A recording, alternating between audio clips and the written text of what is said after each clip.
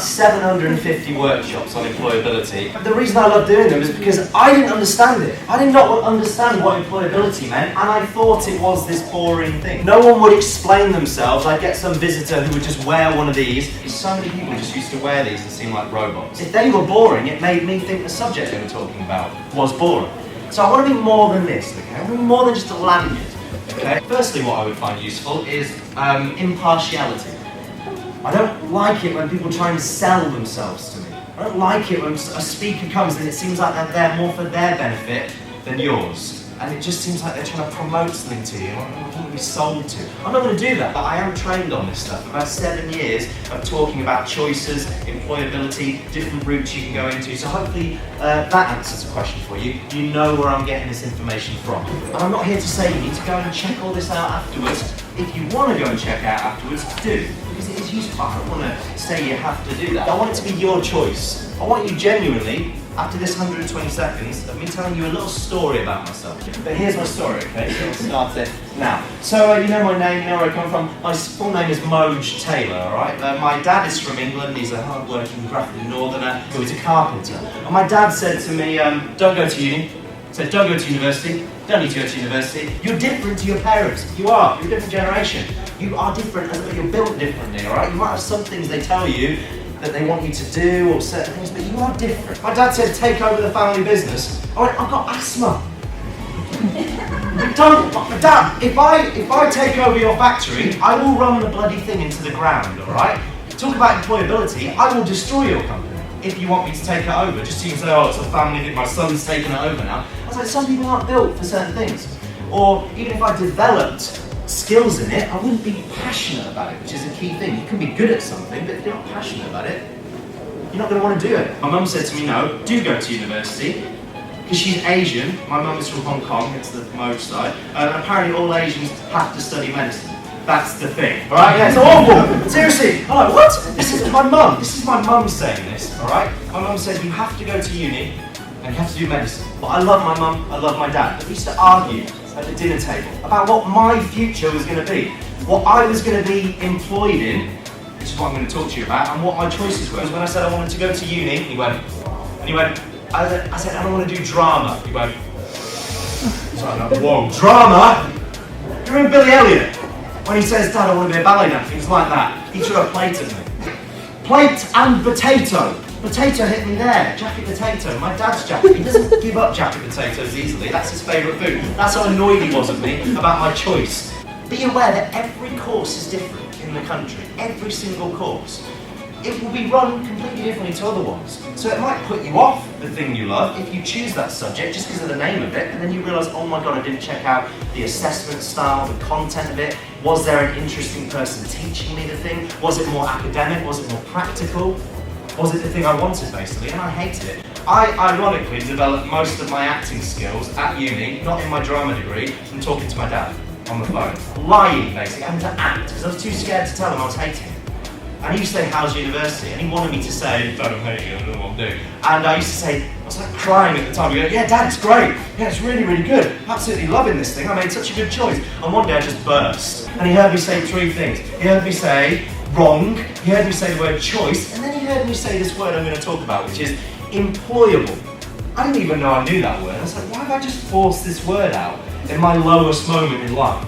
My point is, don't leave it till you're in something you don't like to start questioning, oh yeah, what does employable mean to me? What does it mean for me to be employable? Don't wait till that moment, start thinking about it now. I'm not here to tell you what to do in the future.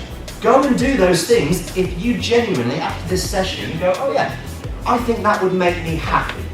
Because that's what employability is. You said you emphasised the word, when you said it, you emphasised the word want. You said, well, something you want to do, as though that's a really odd thing. The reason I like doing this interactive bit is because it forces you guys to actually think about really obvious stuff. Because the obvious stuff, when it comes to employability and choices, you often skip over. Be really obvious. The amount of students who don't even think about that. They don't think, hang on, what would I actually just enjoy getting up on a rainy day? And you'll be going through in your head, why do I want to get up today?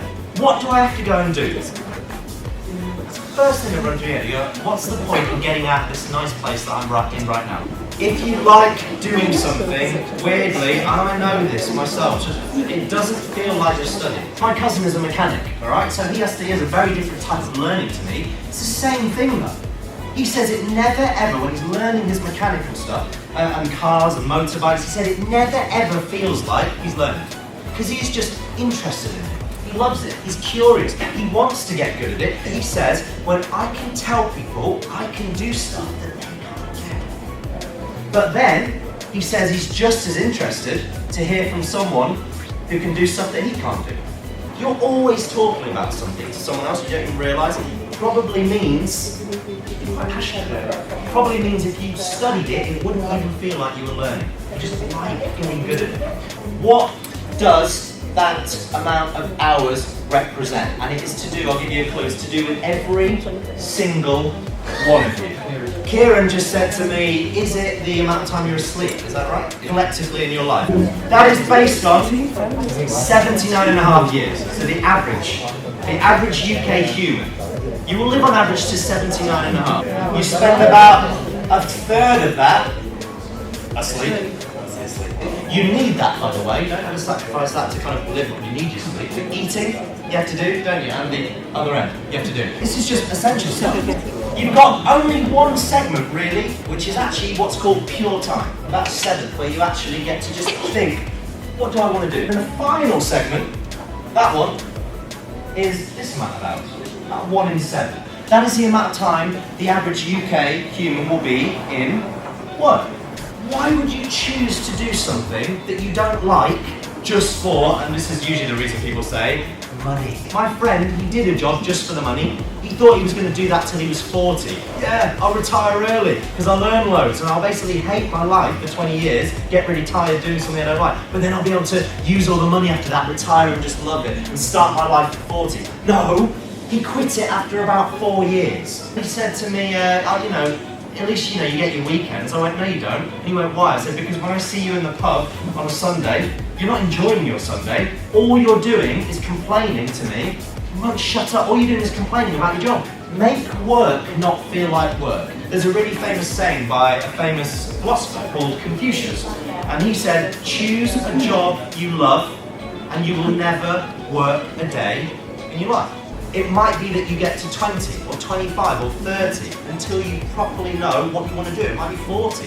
I know people who've changed careers after 10 years. It might be that you enjoyed that thing, but you went, you know what, I want to try something new now. You can do a course, you can do a part-time job. I remember work experience, internships, volunteering, that kind of thing. You might do it for a week and go, this is not me, all right, I do not want to do this. That doesn't mean it was wasted. It doesn't mean if you do a course at college it's wasted. Just because you don't spend the rest of your life doing it, I can tell you just as much in a week doing that as what you therefore do want to do, because you've got something to compare it to. Firstly, enjoy what they do.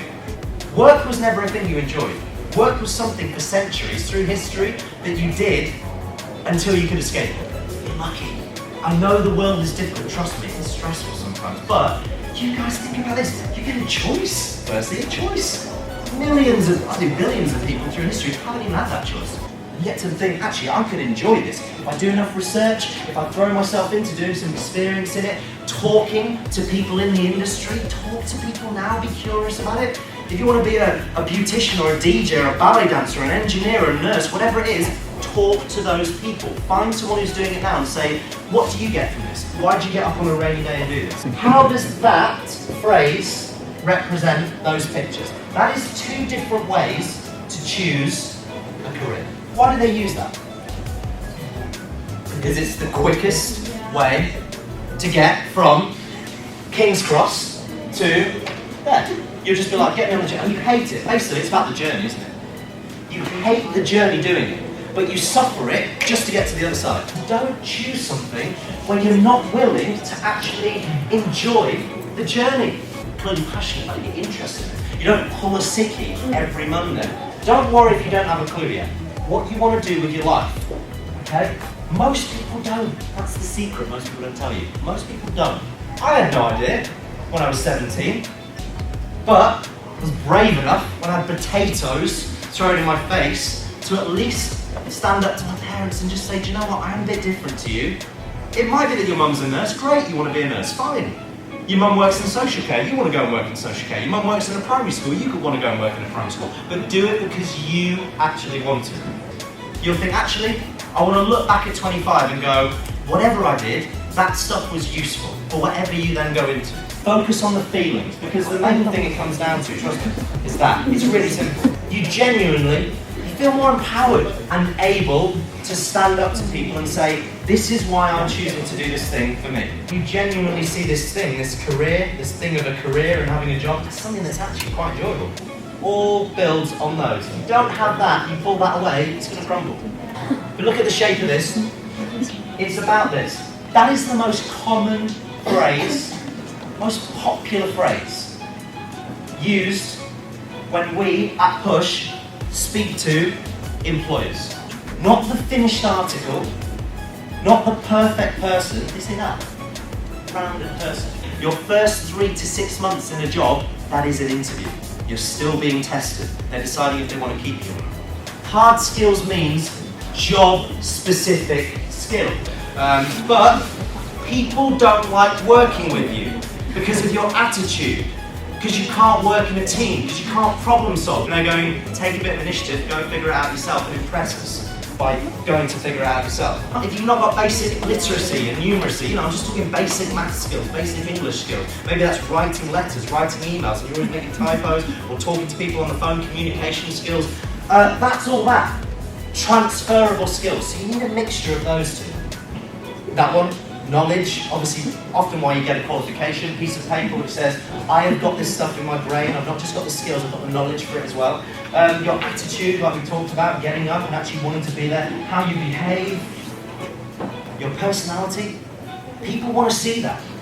How do you stand out from 50 other people? Because the average now that you will be going against when you go for a job application, it will be 50 other people. On average, sometimes it will be less, sometimes it will be a lot more, because we want to see that. We want to see, have you got a personality that fits? Do we just click with you? Can we see genuine passion? Because you can't see that necessarily from a CV. These are more the things you'll write on your CV. They often call it social capital. So it's capital, you're building this thing up. You're building more and more. Basically, networking. If you get to know people in your industry, you get talking to them, they like you, they say, oh, come in, oh, I'll talk to my manager about you. Focus on these three. For the next 7 years, think about what you enjoy and how you're going to get these things. You're going to get them either from that, qualifications, educating yourself, studying stuff. Who are you going to get from that? Educational training, being on your feet, or a practical course, people showing you, come and look at me, I'm going to show you how to do this, and you learn, and they assess you, and go, yeah, you can do that. Education training, all that one. Being in a work environment, because just because you can do something in a classroom does not mean you can cope with it yet. There. The ability to be employed. 3 steps. Firstly, what it takes to get the job. Do you remember I said they're always still assessing you in a job? Just because you've got the job, yeah, great. If you're rubbish, you don't turn up, you can't do the skills, the experience, the knowledge, you build those things, they'll go by. What it takes to keep the job. And the third one, what it takes to get on in a job. What it takes to keep going in it, to develop, to maybe get pay rises, promotions, more opportunities. Go higher and higher in the industry, go and work for another company because you're now really desirable. Adding value, how valuable you are. Think about employability, just think that. It's about how valuable would I be? Or how valuable can I make myself? And that's the rounded person. And also, this is important, feeling valued in return. Only ever have to worry about those 2 people. But work out, get inside both their heads. Firstly, you. What do you want? Because both of these people have something they want and something they can offer. It's a trade. What do they want? They want that. We've discussed that. If you can offer back the thing they want and they can offer back to you the thing you want, can you see how actually it's just a mirror? That's it. Understand the employer and the industry. Not just turning up, but being there. Actually wanting to be there. Be the best you can be. Think for yourself. Take the initiative. Problem solve. Know stuff. Know when, what, and how to ask for help, solve problems, don't make them, and offer solutions, not problems.